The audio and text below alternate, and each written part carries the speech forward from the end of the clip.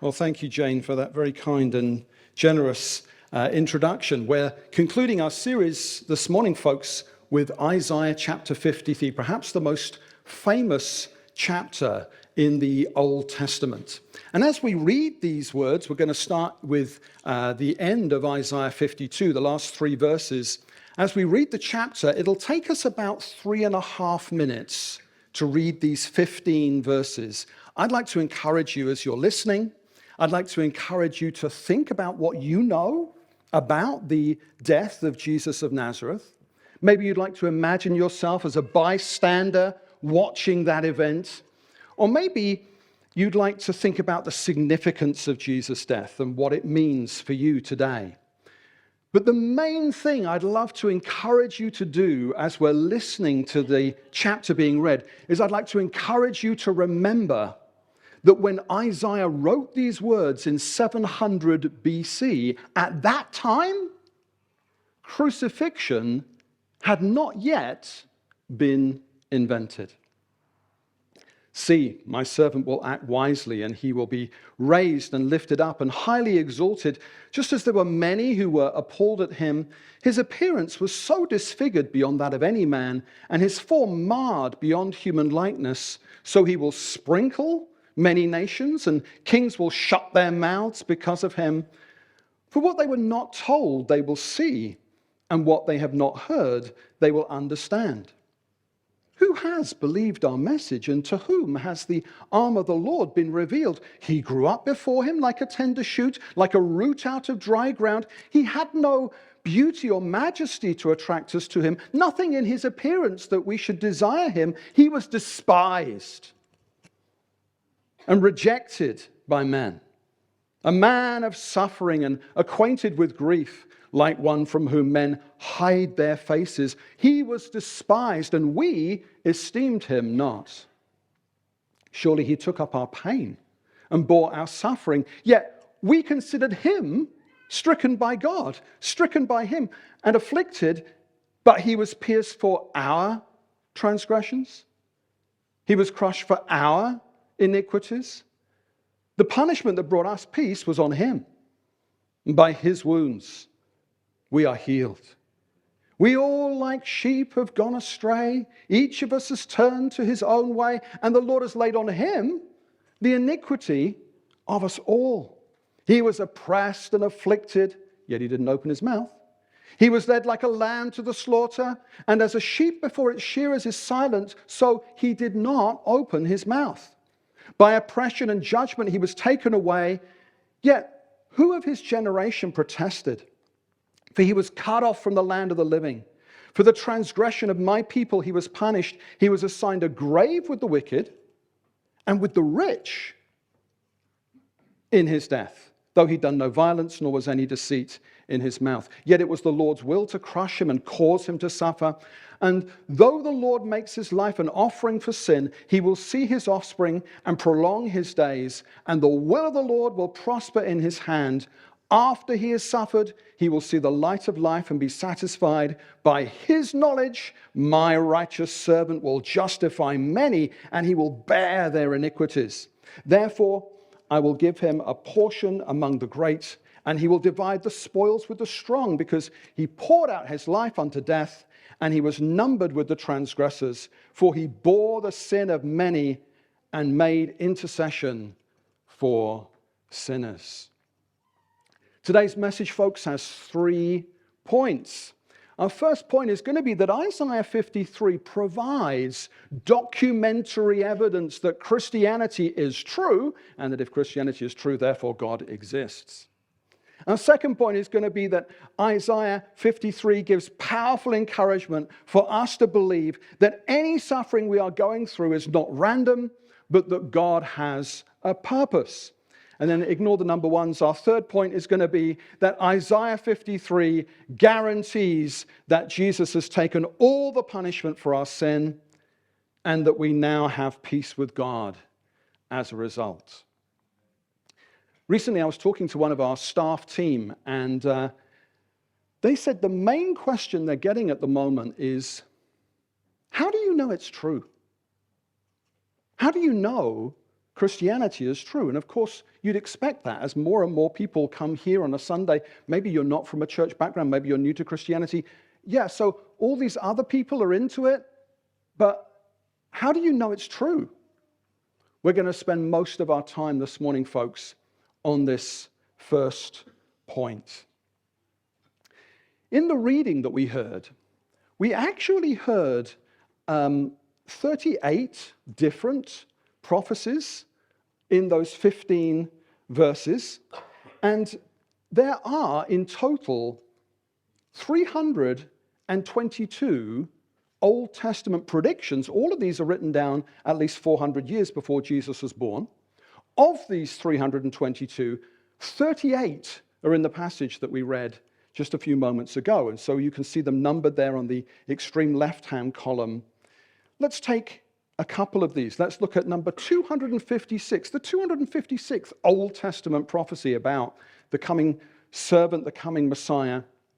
We read it when we read verse 7 of Isaiah 53, that this messianic figure would be silent before his accusers. And that prophecy is fulfilled when Jesus stands before Pontius Pilate and he's accused of all sorts of things, and he could defend himself. In fact, Pilate is encouraging Jesus to defend himself, but Jesus is having none of it. He remains silent, and he remains silent, fulfilling Matthew 27, verses 12 to 14. Let's have a look at another one. This is the 262nd Old Testament prophecy, which we read in verse 9, that this messianic figure would be buried in a rich man's grave. And this was fulfilled according to Matthew 27:57, when a rich man called Joseph of Arimathea, who had actually prepared and dug and cut and paid for his own tomb, decided instead to bury a poor Galilean preacher in Joseph's tomb. So says Matthew 27:57. And so what you and I could do is we could have a little bit of a think about how likely we think it would be that any human being might fulfill these prophecies. Let's just look at the two we've mentioned, and we might think about the first one, and we might think, okay, so here's somebody who's going to get the death penalty. They're on trial, and they know they're innocent. And so we might think most people who actually know they're innocent and who know they're going to get the death penalty, at that point they might say something, yeah? They might try and defend themselves. They might say, actually, Your Honor, on the contrary, it would be quite unusual for someone to say absolutely nothing when they have the opportunity, when they're innocent of the charge and all these people are accusing. And of course, when Jesus was on trial before Pontius Pilate, he had the opportunity to defend himself, but he chose not to. And Matthew says that Pilate was astonished. I mean, Jesus, don't you get what's happening? This is your moment to speak up? Pilate was astonished that Jesus determinedly remained silent. My friend, he remained silent for you. He remains silent because he loves you. You see, we're bound to wonder, why would Jesus remain silent when he's innocent and he's on trial and he's facing the death penalty? Of course, the reason is because he loves you. And he knows that if he remains silent, then he will be convicted of this, and he will go to the cross, and he will die on the cross and take all the punishment for your sin, so that you can go to heaven when you die and you can enjoy God forever. He did it for you. So Jesus had his reasons to remain silent, but we might say, yeah, thinking about most people would say something, yeah? So let's say there's a 1 in 5 chance of somebody remaining silent. What about this next one? Being buried in a rich man's tomb. Well, Jesus was not from a wealthy background. And when he's on the cross, do you remember he's in between two criminals? The prophecy actually says that he was numbered with the transgressors and that he was assigned a grave with the wicked. Did you remember that bit? And so what was expected to happen is that you take the criminals down off the cross, and then the bodies are thrown on the local rubbish tip, which, as you may know, outside Jerusalem was a pile of smoldering, stinking horribleness called Gehenna. and they would have expected Jesus' body, like all the other criminals, to be chucked on Gehenna. This was highly embarrassing for the disciples, because the disciples had scarpered. Like they weren't there at the crucial moment, like their heroes, they could really do with their help, but no, they've kind of got scared and run away. Most of them aren't even there. So Jesus' body is going to go with the other criminals onto Gehenna, but then Joseph of Arimathea, who's kind of like a peripheral figure, he's not been a big part of the narrative, suddenly he emerges and he boldly goes to Pilate and says, Pilate, could I take the dead body of Jesus? And Pilate says, yeah, all right. And so Joseph had fully expected that Joseph would be buried in Joseph's tomb. That's why he cut it. That's why he paid for it. And so it was quite unexpected that this penniless Galilean preacher person would end up buried in this rich man's tomb. And let's say that we think there's maybe a 1 in 5 chance that anyone who's ever lived would end up being buried in a rich man's tomb. But of course, we could do this with all of the prophecies. We could do it with all 38, couldn't we? And as we do, it becomes increasingly unlikely that any one person would somehow manage to fulfill all of them. In fact, you may not be surprised to know that there are people who study this compound improbability. And they search and research, and here's the kind of figure they've gathered around: that the likelihood of one person fulfilling as many as 48 of these Old Testament prophecies is 1 chance in 10 to the power 157, which is a number that has 157 zeros after it. In other words, something that's not very likely. So, hang on a minute. Isaiah writes his prophecy in 700 BC. But I don't know about you, when we actually read it just now, during those 3.5 minutes when I was reading and you were listening, it kind of sounds like it's a description of the crucifixion of Jesus on the cross. So some people have asked, hang on, how can we be certain that this chapter really was written before Jesus was born? Well, actually, there are lots of reasons why we can be certain, and I'd just like to share with you, if I may, one of the reasons, because this one reason happens to be the most dramatic, the most spectacular, and also the most recent. About 15 miles east of Jerusalem, down by the Dead Sea, in the depths of the earth, below sea level, there is an archaeological site called Qumran, next to the Dead Sea. Can I just ask for a brief show of hands? How many of you have bathed in the Dead Sea? Wow, okay, about 15 people. There's an unusually high amount of salt water in the Dead Sea. So it's an unreal experience as you bob around on the surface. Well, in 1947, there was a Bedouin shepherd called Muhammad Ibn Deeb. And Muhammad Ibn Deeb had lost one of his sheep. Remember, Isaiah has told us we all, like sheep, have gone astray. Well, Muhammad Ibn Deeb had an actual sheep that really had gone astray, but he didn't know where his sheep was. And so Muhammad Ibn Deeb picked up stones and started chucking the stones into these different caves, thinking, if my sheep is in the cave that I throw my stone into, I will hear this noise. Ma, ma. In other words, a sheep hit by a stone might make a noise like ba. So this is a quite effective form of shepherding. So he's chucking the stones into the caves. And as Muhammad Ibn Deeb throws a stone into this particular cave, highlighted on the picture here, Qumran Cave 1 with the large red arrow, instead of hearing ma, he hears the sound of the shattering of pottery. It sounds like I've broken a vase or some sort of earthenware pot type noise. And so Muhammad Ibn Deeb is scared, thinking, oh no, something important has been broken by my stone throwing. So he runs to get his friend. And he comes back with his friend. And he and his friend, this moment is now recreated in this photograph. 5 years later, they go back to stage the moment.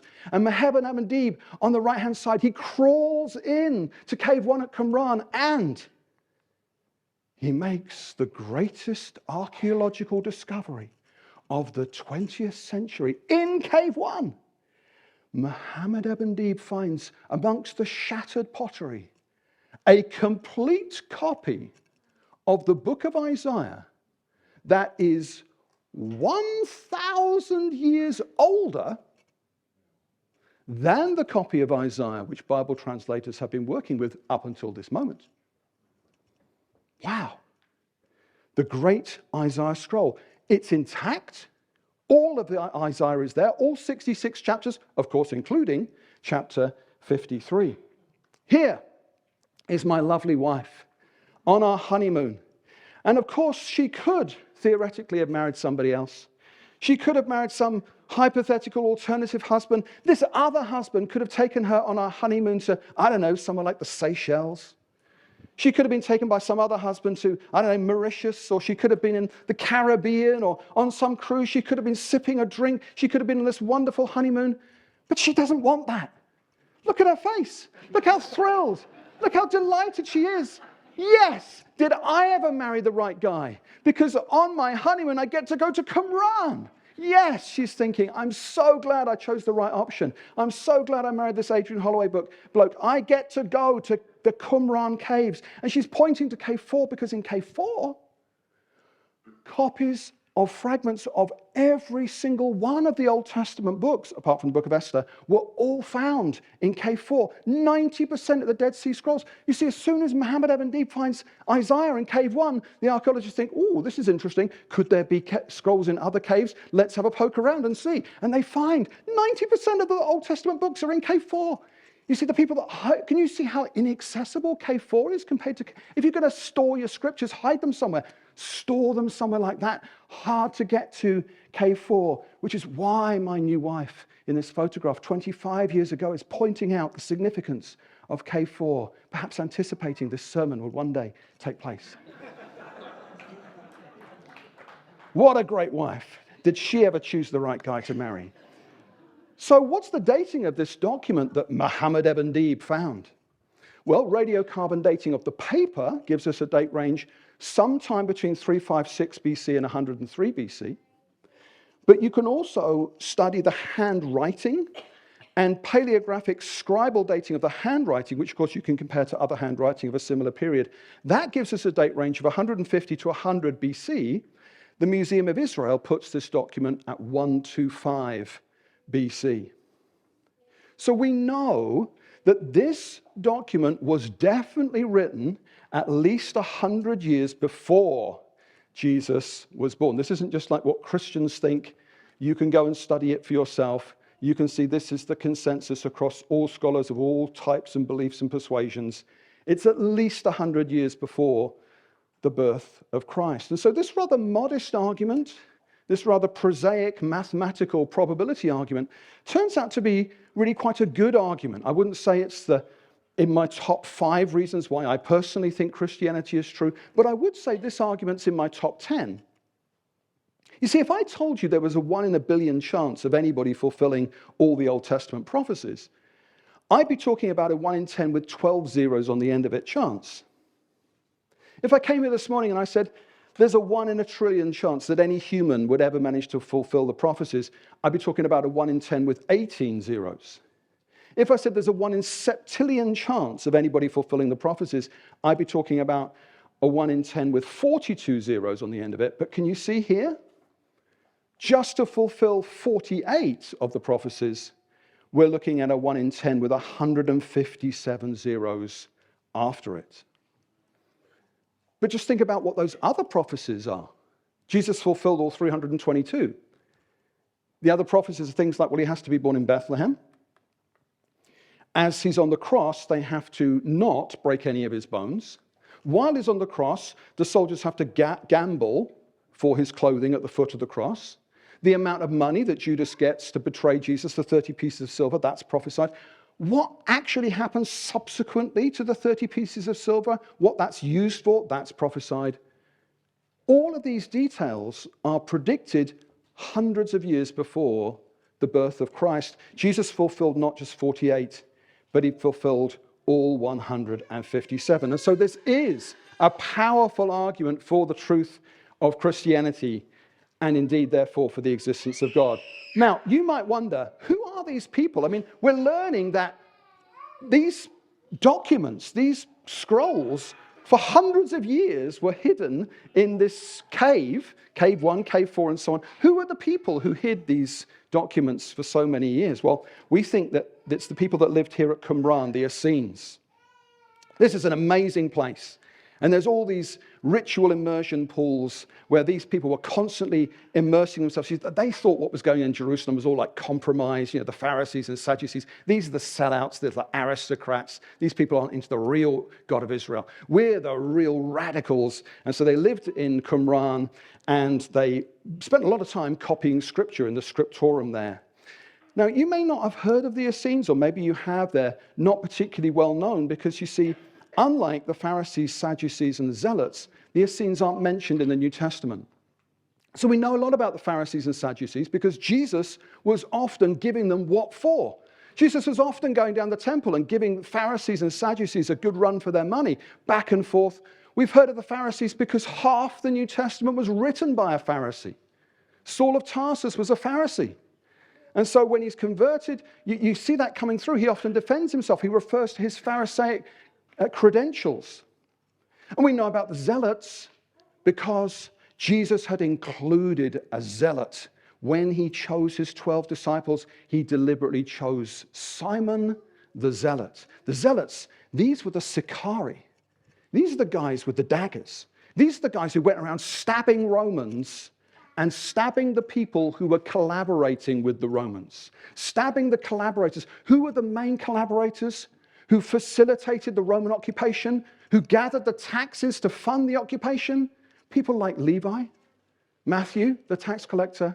And so it's really, really significant that when Jesus is choosing who's going to be in his group of 12, he includes not only Simon the Zealot, but also Levi, the tax collector. Normally, Simon would stab Matthew, the tax collector, but Jesus manages to bring them together because he's remaking Israel. And so these are the Zealots. We know about them, but we don't hear so much about the Essenes. We know about them because of the writings of Josephus, of Pliny the Elder, and also Philo of Alexandria. And these Essenes aren't mentioned in the Bible, but I personally think that John the Baptist was an Essene.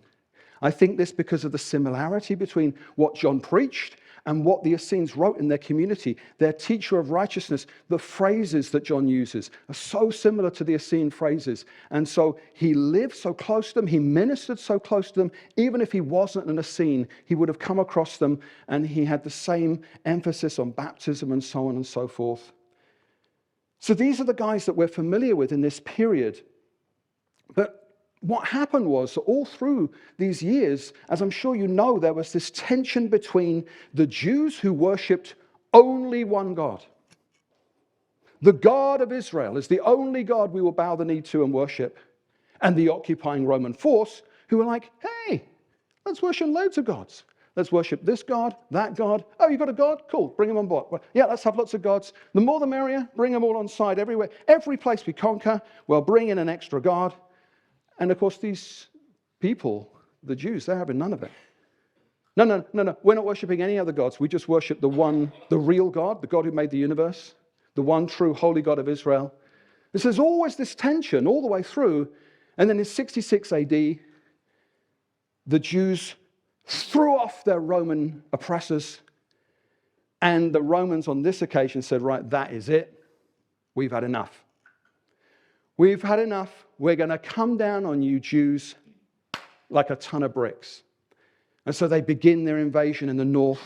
And so those same fishing boats that were owned by Peter and Andrew and James and John, the fishing boats that Jesus once stood in and preached the good news, those same boats were commandeered by Galilean fishermen who refused to die on the land. And so they rowed out into the middle of the lake and said, come and kill me here in the middle of Lake Galilee. I'm never going to bow the knee to Rome. And the Romans took Galilee and they steamed down to Jerusalem. And then, after a siege, exactly what Jesus had predicted happened. Jesus had said, you see all these buildings, you see these stones, listen, not one of these stones will be left on another. The whole thing is coming down. I mean, incredible prediction, and it came true. 70 AD, the siege of Jerusalem, it fell to the Romans, And you can see in this painting, can you see in the bottom corner there, the menorah being carried out of the temple. This is the moment that's recreated in Rome on the Arch of Titus. If you drive round a roundabout in Rome, look at the Arch of Titus, 81 AD, you can see that moment being recreated as they commemorated as in the triumph of Titus, they managed to sack the temple and take away the menorah. It was a crushing defeat. And of course, the Essenes at Qumran, they knew at this point, the game's up, we're going to get destroyed. So they did what anyone would do. They did what you would do with their convictions. They did what anyone in those circumstances would do. They headed to the obvious place. If you're going to make your last stand anywhere, this is the best place ever. Masada. A natural fortress. And once you're in there, it's virtually impossible for anyone to get you. They had years of food. They could have held out there for years and years and years. So the Essenes are up there. The Sicarii, the Dacamen, the Zealots, they're up there. And they're like, come and have a go if you think you're hard enough on top of Masada. And they're there for 3 years. The Romans are trying to get them. 3 years. Now, it's really, really high. Here is Julia, again on our honeymoon. She's just about to get on the cable car to go up to Masada. It's an amazing place. And like I said, it took the Romans 3 years to build this siege ramp. You can see the remains of it, this white line here. That's how they eventually got up. But of course, all those 3 years, the Essenes and the Sicarii, the Dacamen, the Zealots, who are only ever going to bow the knee to the God of Israel, they could see the Romans coming, so they all said, right, you know what? Josephus tells us, none of us are going to be taken alive.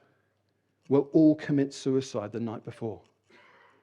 So according to Josephus, the night before the Romans finally broke through, 967 defenders of Masada all committed suicide at the same time. So that when the Romans came up to prove how great Rome was and how the God of Israel wasn't that much stuff, they were like, oh, they'd rather commit suicide than bow the knee to Rome. And we might say, oh, what a sad end. What a sad end to the story. But no.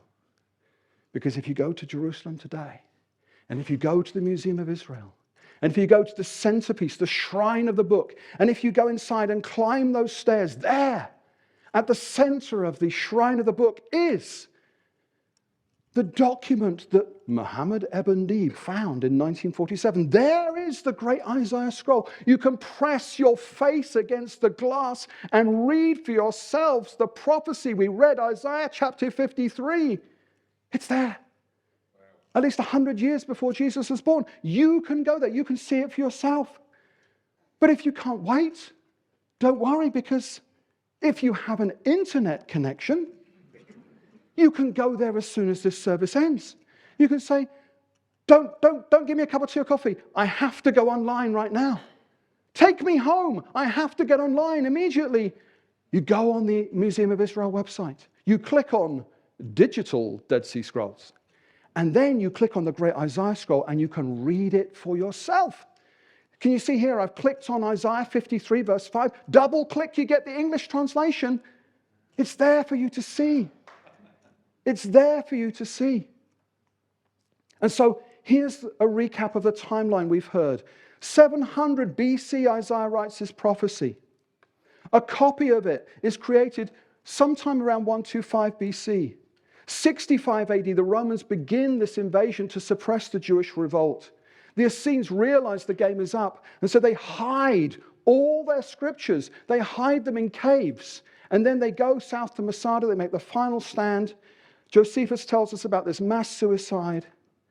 And then, ladies and gentlemen, for the next 1,800 and something years, those scriptures, those documents remain undetected and indeed forgotten in the caves at the Dead Sea at Qumran until Muhammad Ibn Deeb loses his sheep and starts chucking stones into the caves, and he discovers these documents that have remained untouched for nearly 2,000 years. Amazing. Jesus believed that he was the messianic fulfillment of Isaiah's prophecy. On day one of his ministry in his hometown of Nazareth, he's handed the scroll and he reads a messianic prophecy. And then once he's read it, just so that everyone's clear, in the synagogue he says, "This scripture is today fulfilled in your hearing." And so they took him to the cliff. This is Mount Precipice. It's not far from where this happened. And they tried to push him off the cliff to kill him because of what he just said. But of course, he can't die by being pushed off a cliff. Why? Because he has to die by crucifixion. So says Isaiah. So he doesn't die on day one by being pushed off a cliff. Instead, he survives for a further 3 years and dies by crucifixion to fulfill Isaiah 53. If you are an African Christian, then you probably already know that African Christianity begins with Isaiah 53. There was an Ethiopian official who worked for the treasury of the Queen of Ethiopia, Queen Candace, and he was on pilgrimage to Jerusalem in the 1st century. And as he's heading back down the Gaza Road, he's about to go back through Egypt. As he's heading back, he is reading from the prophecy of Isaiah. In the ancient world, there was no reading like our kind of reading where you can read something and not talk while you're reading. That wasn't a thing in the ancient world. The only kind of reading in the ancient world was you read with your eyes and you say out loud what you're reading. And so he was reading from the prophet Isaiah out loud. He was reading what you just read earlier. And of course, God knows that this is happening. And so God sends the evangelist Philip alongside the chariot. And Philip says, "Hey, do you understand what you're reading?" And the Ethiopian says, "Well, how can I unless somebody explains it to me?" And Philip thought, "Oh yeah, this is where I come in." And so he begins with that very scripture to explain the story of Jesus based upon this 700-year-old prophecy. And so the Ethiopian becomes convinced that Jesus is the Jewish Messiah.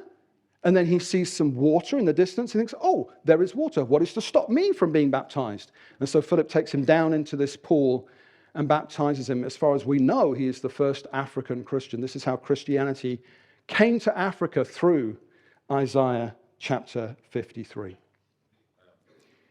And so we've looked a little bit at this first point. And can I just say that if you are new to the Christian faith, and maybe you'd like to hear more about these arguments, some of the evidence for the Christian faith, you could come along later this month to week 1 of our Alpha course, when we'll have a meal and then we'll look at some of the evidence, not just the evidence you've heard this morning, but lots of other evidence. And you can then chat about it and see what you think of it, ask questions and make up your own mind about what the evidence is and how powerful or how impressive it may or may not be. I'd like to now move on to what, I know it says number 1 there, but it's actually our second point, which is that Isaiah 53 gives us powerful encouragement to believe that any suffering that you and I might be going through right now is not random, but that God has a purpose. I'd like you to imagine with me 2 versions of my life. One version over here and one version over here. In the version of my life over here, my relationships are going well. My kids are doing what I think is best for them.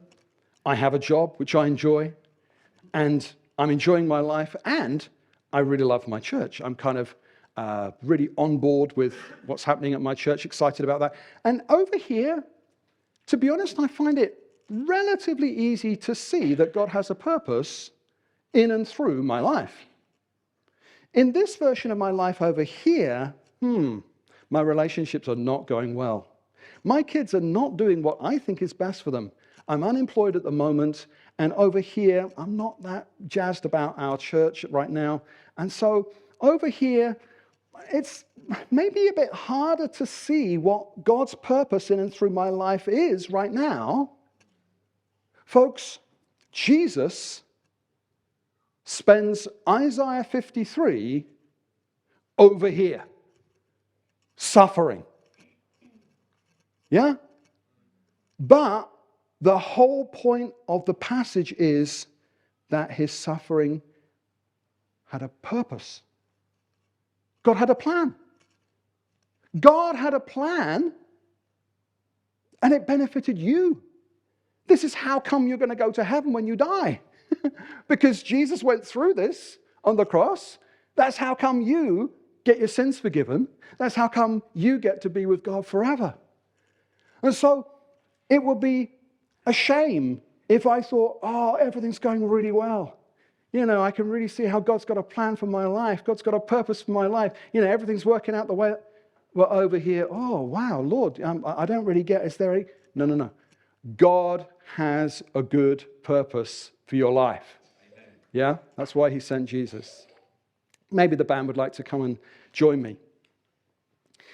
Folks, Isaiah 53 guarantees that Jesus has taken all the punishment for our sin and that we now have peace with God as a result.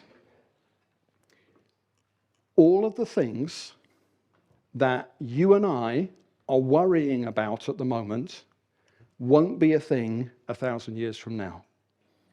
All of the stuff that's been in the back of your mind this week, or maybe it's even come to mind during this service, all of the things that are troubling, annoying, uncertain, difficult, challenging, the suffering, won't be a thing 1,000 years from now. How do we know that that won't be a problem? Because you will be in the glory. You will be in the glory. You will be in the presence of God. You'll be in the presence of this holy, wonderful, the Holy One of Israel.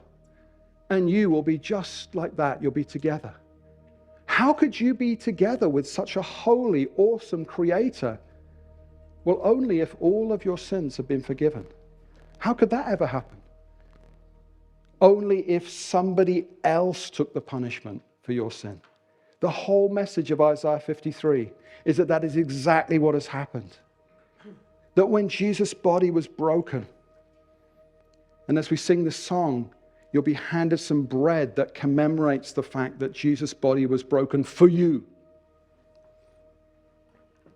And as we sing this song, you'll be handed some wine that commemorates the blood that Jesus shed for you. It's because Jesus' body was broken and because his blood was shed, just as Isaiah 53 predicted, he was pierced for your transgressions. He was bruised for your iniquities. And the punishment that brought you peace was upon him. And when we start to think about where we'll be 1,000 years from now, we won't be in this hotel. We won't be going through the stuff that's going on at the moment. All the things that annoy us and troubling and difficult will all not be there. We start to think about that place of beauty and holiness and perfection and the fact it's guaranteed. How come it's guaranteed? Because Christianity is true. How could we ever know that Christianity is true? We've just seen some of the evidence this morning. And so those benefits begin to percolate down into our lives. Shall we stand together?